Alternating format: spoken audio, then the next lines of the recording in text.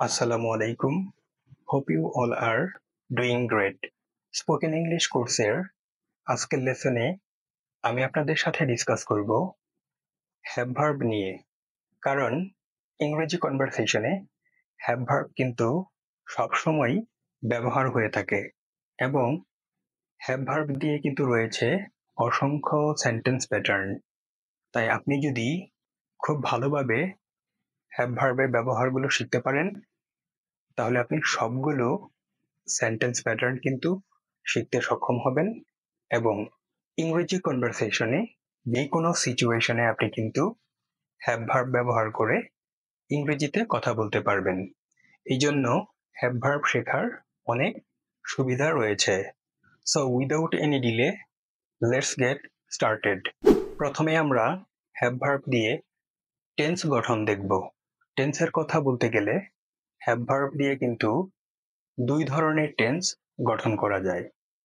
যেমন নাম্বার 1 হচ্ছে ইনডিফিনিট বা সিম্পল টেন্স এন্ড নাম্বার 2 হচ্ছে পারফেক্ট টেন্স। আজকের লেসনে আমরা শিখব হ্যাভ ভার্ব দিয়ে কিভাবে ইনডিফিনিট বা সিম্পল টেন্স গঠন করা যায়। সো চলুন আমরা প্রথমেই হ্যাভ ভার্বগুলোর সাথে একটু পরিচিত হয়ে নিই। যেমন হ্যাভ ভার্ব কয়টি? By the way have verb হচ্ছে 5টি। যেমন have, has, had, shall have এবং উইল হ্যাভ। এই 5টি হ্যাভ ভার্বকেই কিন্তু আবার আমরা প্রেজেন্ট, পাস্ট এবং ফিউচারে ব্যবহার করে থাকি। সো এই 5টি হ্যাভ ভার্বের মধ্যে হ্যাভ আর হ্যাজকে আমরা প্রেজেন্ট টেন্স গঠনের বেলায় ব্যবহার করে থাকি। I mean present form of have verb হচ্ছে হ্যাভ এবং হ্যাজ, এবং হ্যাডকে আমরা পাস্ট টেন্স গঠনের বেলায় ব্যবহার করে থাকি। তাহলে হ্যাভ ভার্বের পাস্ট ফর্ম হচ্ছে একটি, সেটি হচ্ছে হ্যাড। হ্যাভ ভার্বের ফিউচার ফর্ম হচ্ছে দুটি, শ্যাল হ্যাভ এবং উইল হ্যাভ।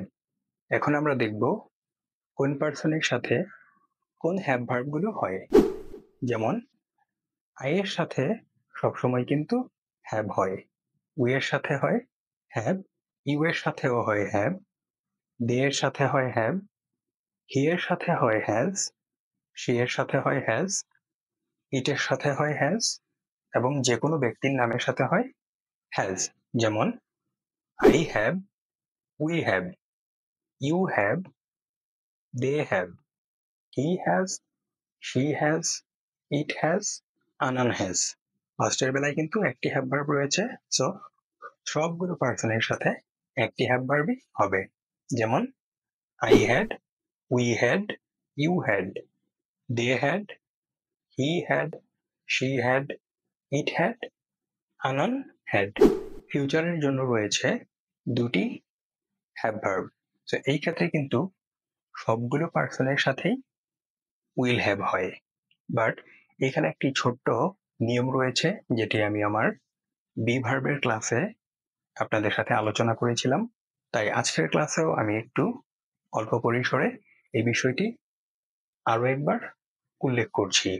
যেমন আমরা যখন অ্যাফার্মেটিভ বা হ্যাঁ-বোধক সেন্টেন্স মেক করি, সেই ক্ষেত্রে সবসময় সবগুলো পার্সনের সাথে কিন্তু উইল হ্যাভ হয়।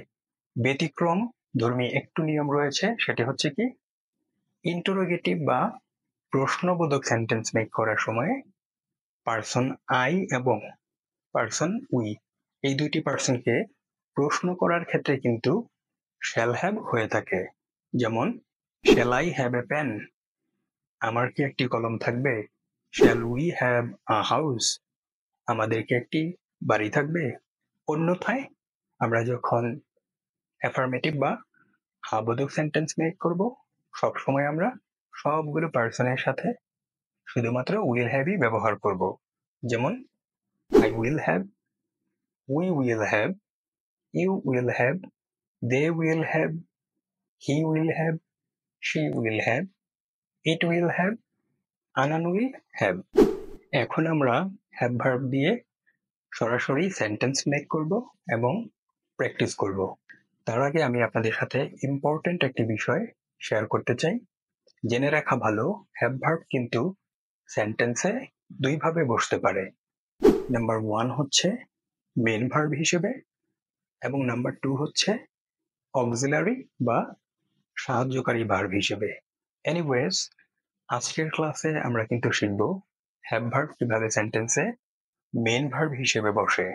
কোনো ব্যক্তির কোনো কিছু আছে, ছিল এবং থাকবে এরকম মালিকানা যখন বোঝায় তখন কিন্তু হ্যাভ ভার্ব সেন্টেন্সে মেন ভার্ব হিসেবে বসে।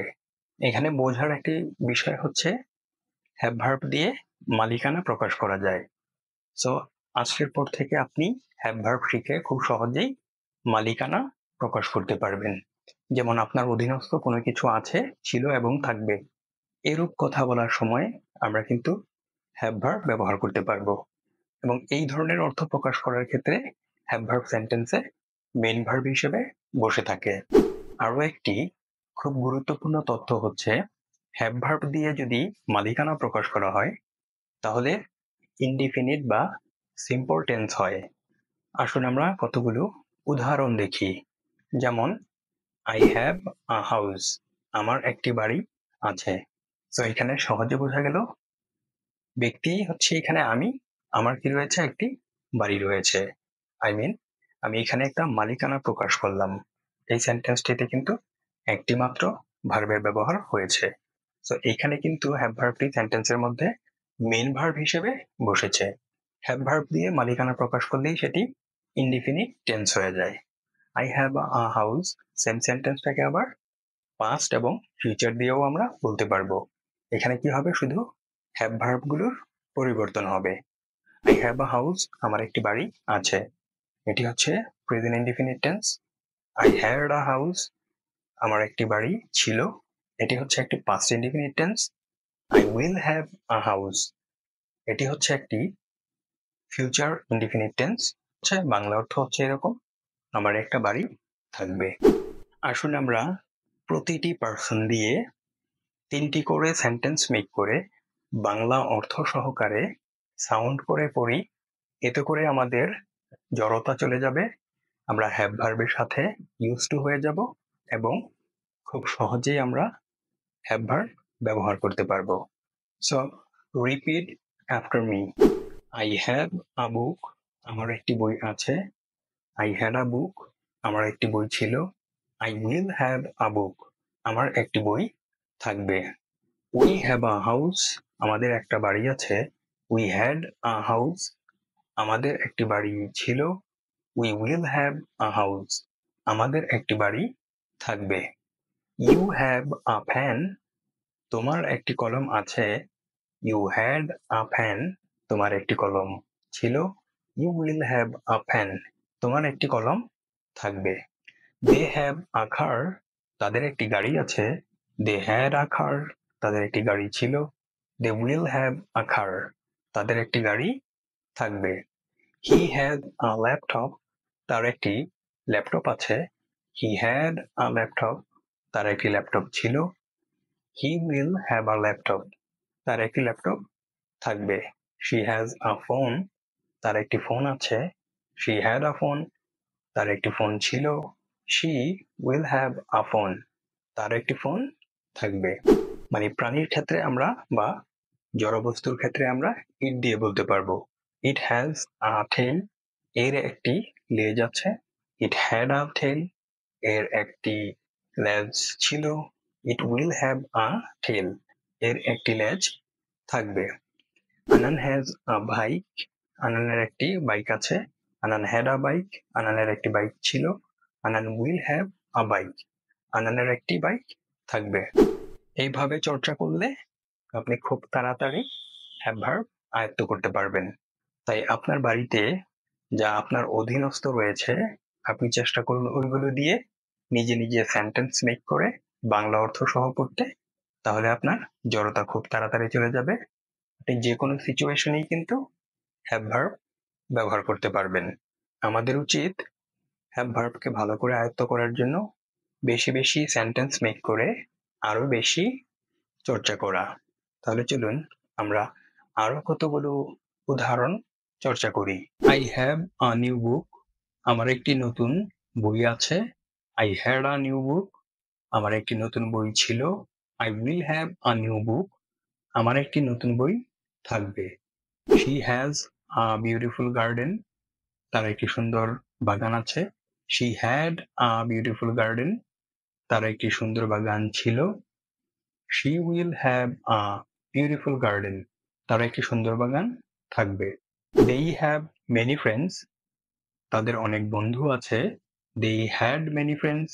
তাদের অনেক বন্ধু ছিল। They will have many friends. তাদের অনেক বন্ধু থাকবে। He has a car. তার একটি গাড়ি আছে। He had a car. তার একটি গাড়ি ছিল। He will have a car. তার একটি গাড়ি থাকবে। We have a meeting at 3 p.m. আমাদের বেলা 3টায় একটি মিটিং আছে। We had a meeting at 3 p.m. আমাদের বেলা 3টায় একটি মিটিং ছিল। We will have a meeting at 3 p.m. আমাদের বেলা 3টায় একটা মিটিং থাকবে। You have a great idea.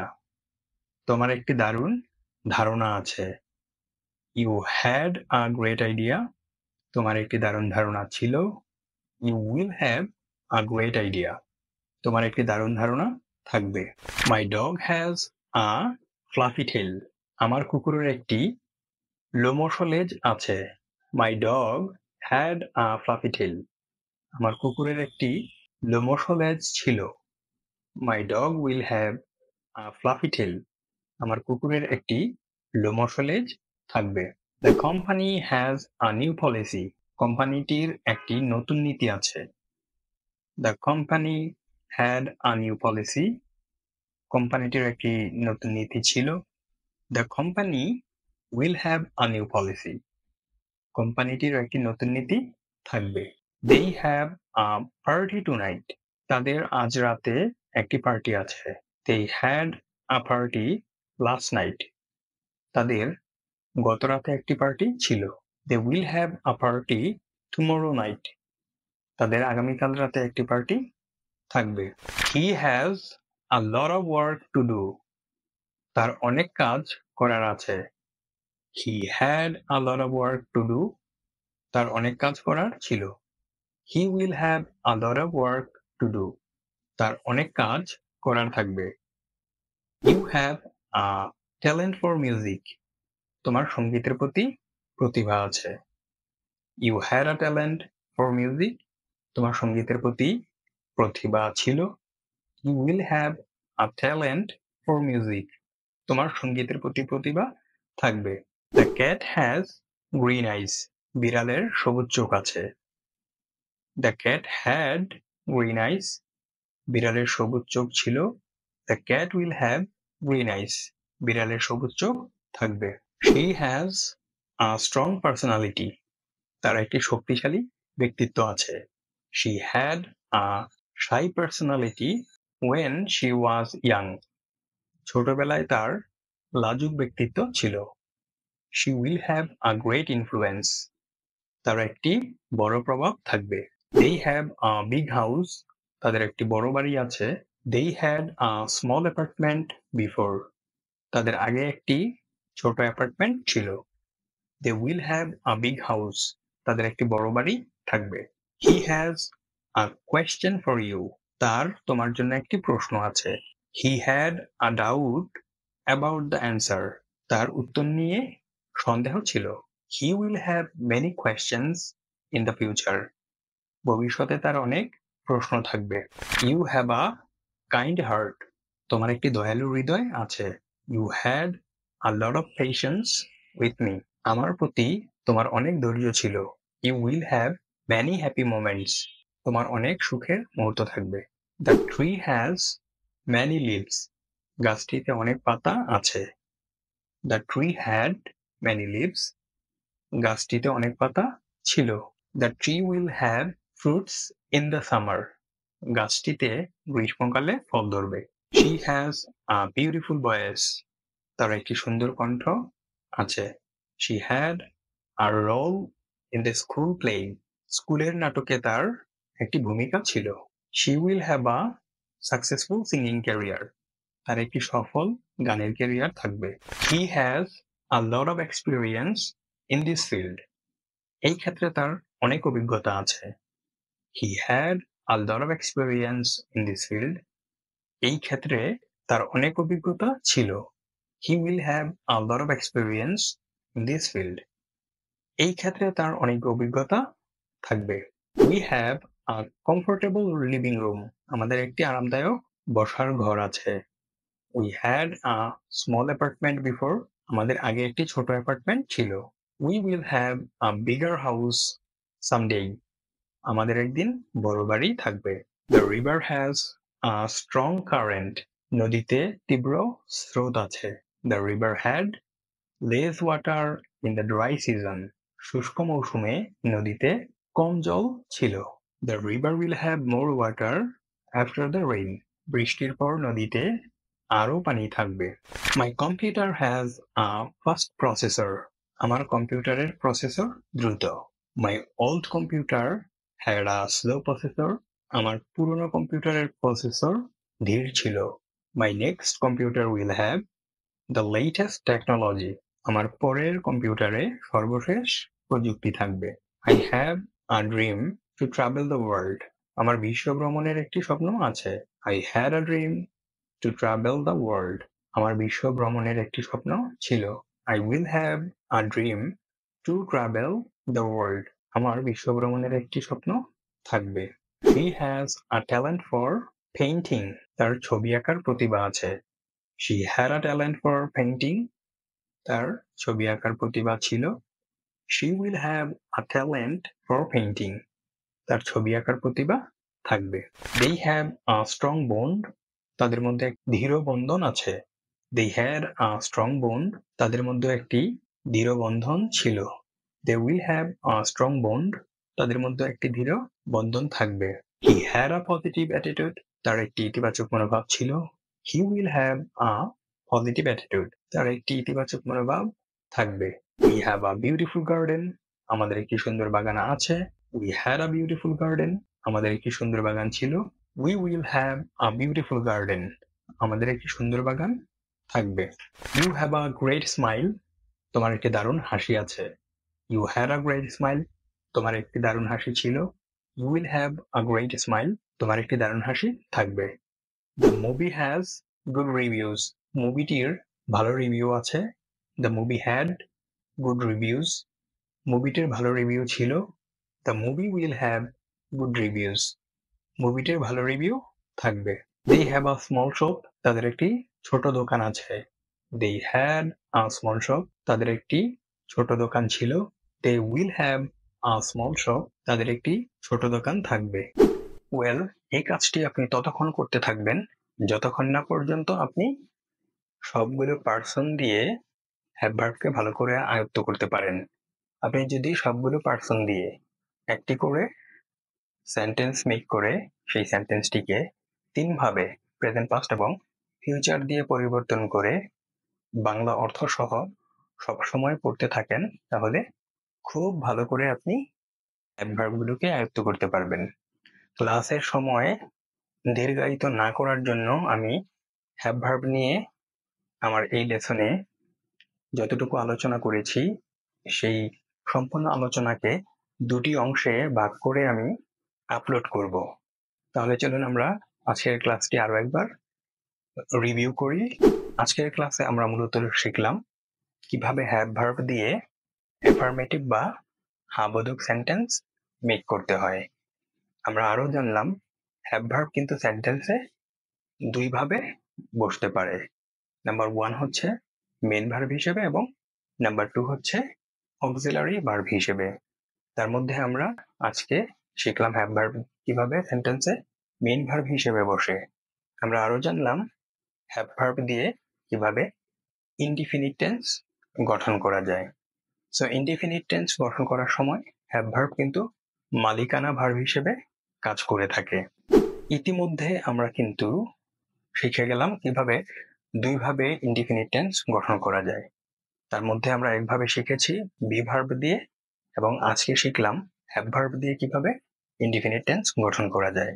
By the way, আপনি যদি আমার বি ভার্বের ক্লাসগুলো না দেখে থাকেন তাহলে আমি আজকের ক্লাসের ডিসক্রিপশনে ক্লাসের লিঙ্ক দিয়ে রাখবো।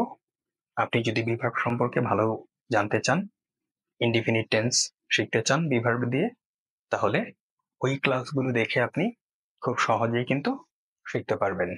আজকের ক্লাসের আলোচনায় আপনার যদি কোনো সমস্যা থেকে থাকে তাহলে আপনি কমেন্ট সেকশনে কমেন্টের মাধ্যমে আমাকে জানাতে পারেন। আপনাদের শারীরিক সুস্থতা কামনা করে আজকের ক্লাসটি আমি এইখানেই শেষ করছি। আল্লাহ হাফেজ।